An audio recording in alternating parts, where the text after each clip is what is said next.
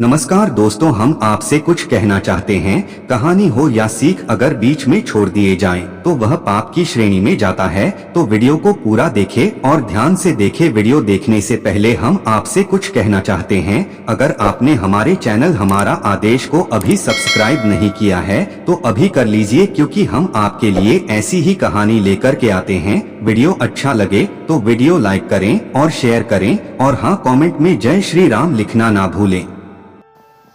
तो ये कहानी है रुद्र प्रताप राजा की। बहुत समय पहले उत्तराखंड के पहाड़ों के बीच एक छोटा सा गांव था, शिवपुर गांव। उस गांव में एक बहुत अमीर जमींदार राजा रहता था।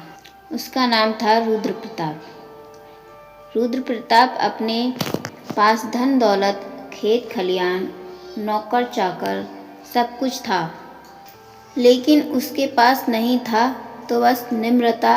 उसे अपने धन और ताकत पर बहुत घमंड था। वह अक्सर कहा करता था, इस गांव में अगर कोई है सबसे बड़ा तो वो मैं हूँ।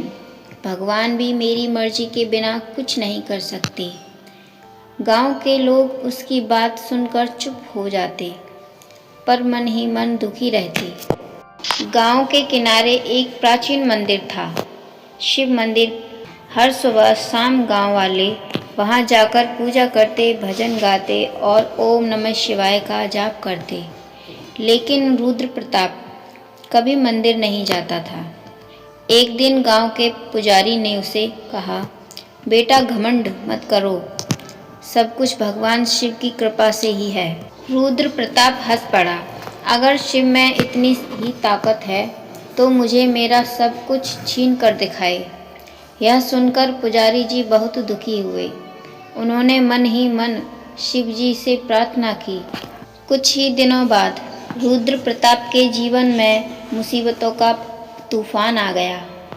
अचानक उसकी फसलें सूख गईं, व्यापार में भारी नुकसान हो गया, घर में बीमारी फैल गई। वह डॉक्टरों के पास गया, तांत्रिकों के पास गया, लेकिन कोई फायदा नहीं हुआ। अब जो आदमी खुद को सबसे बड़ा समझता था, वही रातों को जाग कर रोने लगा। एक दिन गांव में एक साधु आया। उनके चेहरे पर तेज था।